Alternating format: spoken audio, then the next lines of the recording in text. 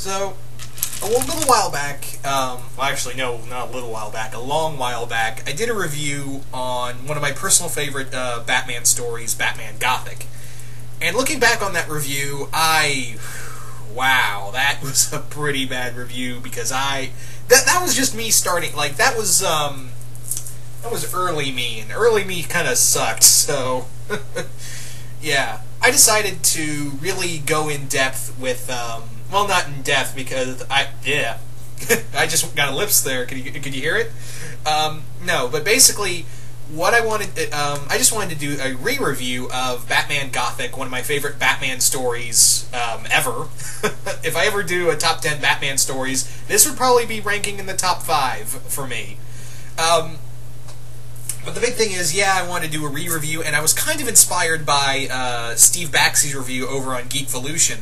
And and if you want to hear like a more in-depth review, and probably the most in-depth review you'll ever hear of this comic, go check out Steve Baxy's review on Geekvolution, because I think he really breaks it down. I'm just going to talk about, you know, why I love this comic.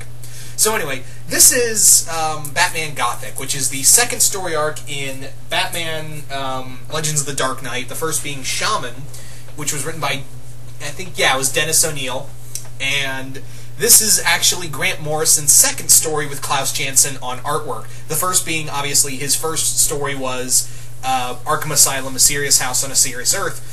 This was his second story, and I feel like this one gets underrated, because I feel like whenever you mention Grant Morrison and Batman, it leaves it leaves the general consensus mixed. So that's kind of the thing, is that it leaves a lot of the general consensus of Batman fans on it. But I can tell you that this, even though it's Grant Morrison kind of split the Batman fandom down the middle, he did, write a pretty goddamn good story, and, Arkham Asylum's a pretty awesome story, and this is no different. The story is that in Batman Gothic, or Gothic, a romance novel, which is an odd way to put it, but Batman Gothic deals with these mobsters that are being hunted down and killed by a guy known only as Mr. Whisper.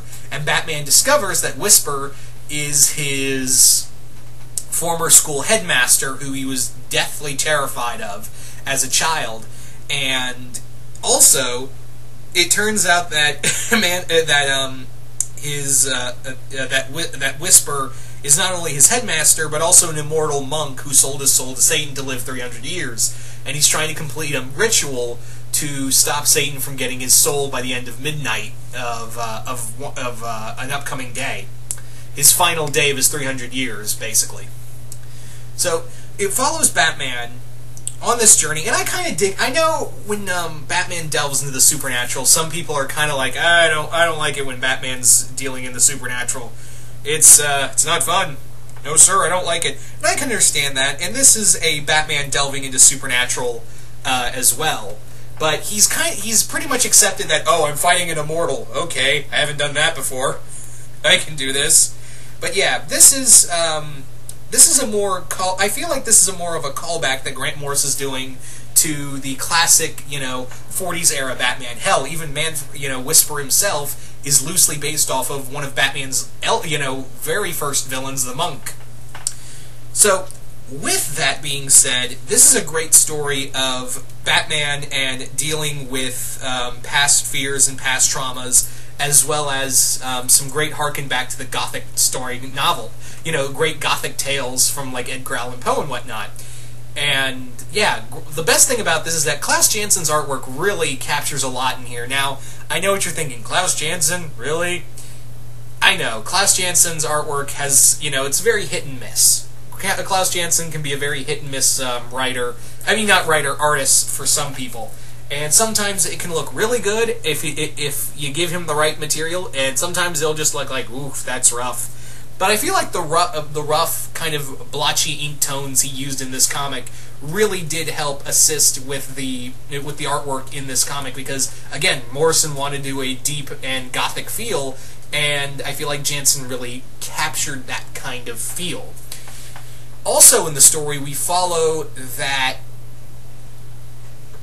Oh, what the hell was I... I just lost my train of thought.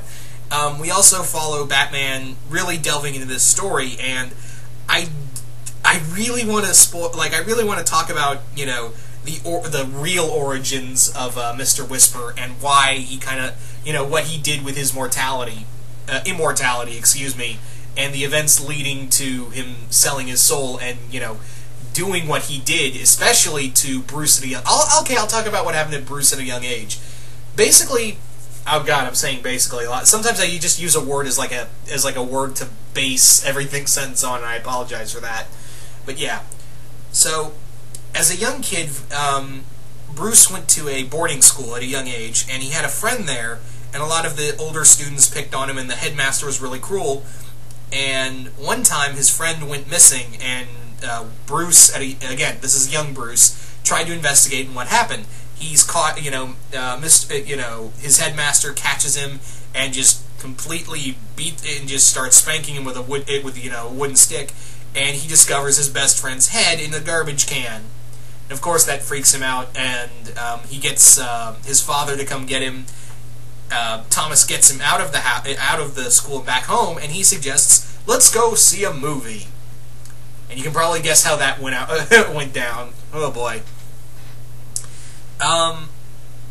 This comic is very dark, and the mobster story is really a cool element because there are a lot of again, callbacks to the very Gothic tones, as well as the why the mobsters are all trying to kill, are all being hunted by Whisper, as well as Whisper's own goals to, you know, get what he wants. There's great homages to the great Gothic novels, as well as a mystery story that Batman really delves into, and it kind of shakes him because he's dealing with a kind of psychological trauma. He's really dealing with this kind of, he is dealing with this trauma from his past that has been haunting him kind of in the back of his head all this time, and now it's come full circle and is being thrown right back in his face. So how can he not deal with this without it being a major problem for him? Which it does, and he tries to fight through it. And also, what I really like in here is that it's not really dealing with the whole duality of Bruce Wayne and Batman like we see in a lot of stories, like who is the real man, Batman or Bruce Wayne. In this story, it's more like, yeah, I know I'm Bruce Wayne, I'm Batman, but I'm more Batman, so I'm at peace with it. So that's kind of the thing right there, is that, this isn't dealing with duality or anything. Batman, Batman, in this story, Bruce Wayne is at peace with being Batman, and he's more concerned about stopping Whisper.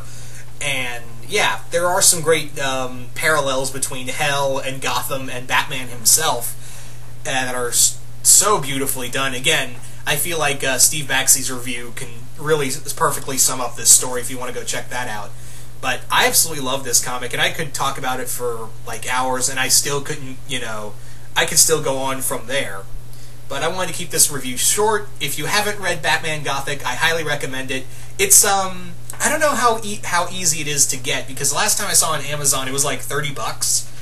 I got this lucky at a comic book shop. I just found it in the original trade in a comic book shop, and the price there was like $12.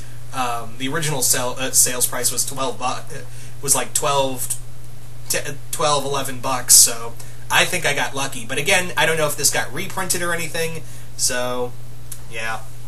Anyway, so once again, hope you all enjoyed this review, and I will see you guys later.